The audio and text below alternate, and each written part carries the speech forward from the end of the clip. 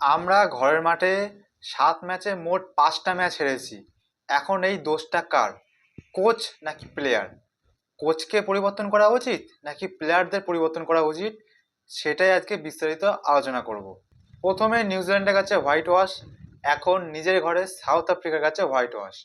South আফ্রিকার কাছে প্রথম টেস্টে 30 রানে হার, তারপর দ্বিতীয় টেস্টে 408 রানে হার। গৌতম গম্ভীর কোচ হওয়ার পর যেসব প্লেয়াররা আইপিএল ভালো খেলেছে তাদেরকে টিমে নিয়েছে, আর বাদবাকি প্লেয়ারদের যারা ডোমেস্টিক রানজি ভালো হয় তাদেরকে হাঁটিয়ে দিয়েছে। যেমন সারফরাজ খান কিন্তু টেস্টে নাম ছিল, সারফরাজ খানকে সরিয়ে দিয়েছে। যে সারফরাজ খান ডোমেস্টিকে দুর্দান্ত পারফরমেন্স রয়েছে, তাকে সরিয়ে দিয়েছে।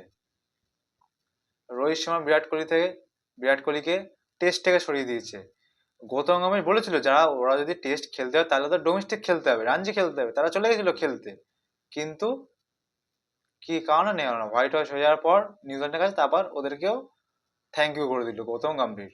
এখন যদি আমরা ভারতের টিমটা ভালোভাবে দেখি, সেখানে কিন্তু টি-20-তে সূর্যকুমার, অভিষেক শর্মা, হার্দিক পান্ডিয়া, অক্ষর প্যাটেল, বুমরা, এই কজন আছে বলে টি-20 টিমটা রয়েছে।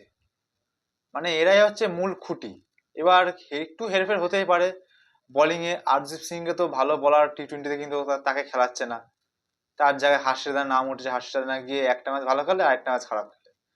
এবার যদি ওডিআই এর কথা বলি, ওডিআইতে রোহিত শর্মা, বিরাট কোহলি, শ্রেয়স আয়ার, কেএল রাহুল, এই চারজনই হচ্ছে কি ওডিআই চার আসল মাথা, যে এদের ব্যাটেই সর্বাধিক রান হয়, এদের জন্যই ওডিআইটা রয়েছে।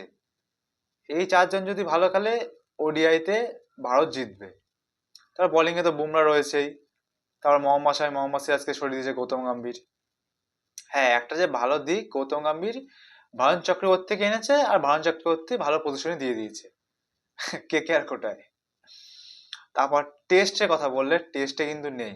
টেস্টে সিনিয়র প্লেয়ার কেএল রাহুল খেলতেই পারছে না, ঋষভ পান্ত খেলতে পারছে না, জাদেজা তাও একটু যেমনটা দেওয়ার দরকার তেমনটা দিচ্ছে, অত ভালো দিতে পারছে না।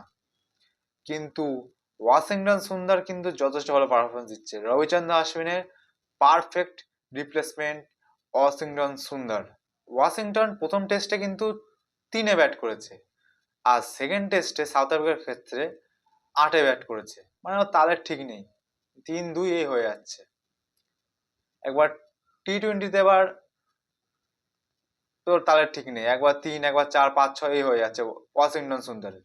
বেসিক্যালি গৌতম গম্ভীরের মাথায় রয়েছে তুমি যদি আইপিএল ভালো খেলো তাহলে তুমি ইন্ডিয়ার টিমে চান্স পেয়ে যাবা, কিন্তু টেস্টে আইপিএল ভালো খেলে নিলে তো হবে না। সব টি-20-তে চলে, ওডিআইতে তাও চলে যায়, টেস্টে হয় না। টেস্টে তোমার ডোমেস্টিক ভালো খেলতে হবে, রানজি ভালো খেলতে হবে। এখন সারফরাজ খান রয়েছে, তা আবার অভিমন্যু ঈশ্বরন, যে কিনা ডোমেস্টিক যথেষ্ট ভালো পারফরমেন্স, তাকে খেলাচ্ছেই না। এবার নাকি খবর আসছে টেস্ট টিম সম্পূর্ণ বদলে যাচ্ছে, রিঙ্কু সিং নাকি চান্স পাবে টেস্টে। আরেকটা যে প্লেয়ারের কথা, যে প্লেয়ার কিনা 3ও ফরম্যাট খেলার প্লেয়ার, তার নাম শ্রেয়স আয়ার। শ্রেয়স আয়ার কিন্তু 3-এ খেলার আমার মতে পারফেক্ট ব্যাটসম্যান। বিরাট কোহলি জায়গা পূরণ করার শ্রেয়স আয়ারের যোগ্যতা রয়েছে। শ্রেয়স আয়ার টেস্টে কিন্তু ভালোই পজিশনে দিত আগে, গৌতম গম্ভীর কোচ হওয়ার পর তাকে সরিয়ে দিল। টি-20-তেও শ্রেয়স আয়ারকে নেওয়া উচিত, টি-20-তে নেওয়া হচ্ছে না শ্রেয়স আয়ারকে। গৌতম গম্ভীর শ্রেয়স আয়ারের পার্সোনাল ঝামেলার জন্য টিম ইন্ডিয়া থেকে ড্রপ করা হচ্ছে শ্রেয়স আয়ারকে। ওডিআইতে ভালো খেলছে, নাহলে ওডিআই থেকেও ড্রপ করে দিত। একটা ম্যাচ খারাপ খেলবে ড্রপ, আমার তাই মনে হচ্ছে। এবার শেষ আর চোটের জন্য বাইরে চলে গেছে। এবার যদি গৌতম গম্ভীর ওডিআইতে ভালো একটা রিপ্লেসমেন্ট পেয়ে যায়, তিলক বর্মা যদি কালকে সাউথ আফ্রিকার ক্ষেত্রে ভালো করে দেয়, তাহলে শেষ আরে একটা মনে হচ্ছে টাটা বাই বাই করে দেবে গৌতম গম্ভীর। আমার মতে শেষ আরকে যে 3 নিয়ে বেশি ঝামেলা হচ্ছে টেস্টে, সেখানে শেষ আরকে নেওয়া উচিত টেস্টে। সাই সুদর্শনকে নিচে, সাই সুদর্শন খেলতেই পারছে না ব্যাটিং আজ পর্যন্ত। মানে যে সাই সুদর্শন যে গৌতম গম্ভীর আন্ডারে তো ডেবিউ হলো, সেখানে একটা এতদিন ম্যাচ খেললো, একটা 50 নেই। সে সাই সুদর্শনকে একটু রেস্ট দিয়ে অন্য কোনো প্লেয়ারকে নেওয়া উচিত। তারপর নীতিশ কুমার রেড্ডি, কি হলো বুঝতে পারছি না, খেলতেই পারছে না, বোলিং এও পারফরমেন্স নেই, ব্যাটিং এও পারফরমেন্স দিতে পারছে না। আমার মতে ভারতের যেই বেহাল দশা, তার পিছনে সবচেয়ে বড় কারণ হচ্ছে গিয়ে ফট করে খুঁটে নাড়িয়ে দিয়েছে গৌতম গম্ভীর। মানে রোহিত শর্মা, বিরাট কোহলি যতই খারাপ খেলুক না কেন, ওরা টিমের মাথা ছিল, ফট করে তুমি সরিয়ে দিলে হয়? আর চলে না। নতুন প্লেয়ার নিয়ে হয় না টেস্ট ক্রিকেট, টি-20 চলে যায়। ওডিআইতে তাও চালিয়ে নেওয়া যায় বাংলাদেশের সামনে, সে অস্ট্রেলিয়া ইংল্যান্ডের সামনে চলবে না, সব পুরো একদম তাসের পাতার মতন হয়ে যাবে। ওয়েস্ট ইন্ডিজের সামনে জিতলো, সাউথ আফ্রিকার সামনে চলতে পারছে না। সামনের বছরই আসছে অস্ট্রেলিয়া, আসবে অস্ট্রেলিয়া তো রাক্ষসের দল, সাউথ আফ্রিকা হচ্ছে না, অস্ট্রেলিয়া তো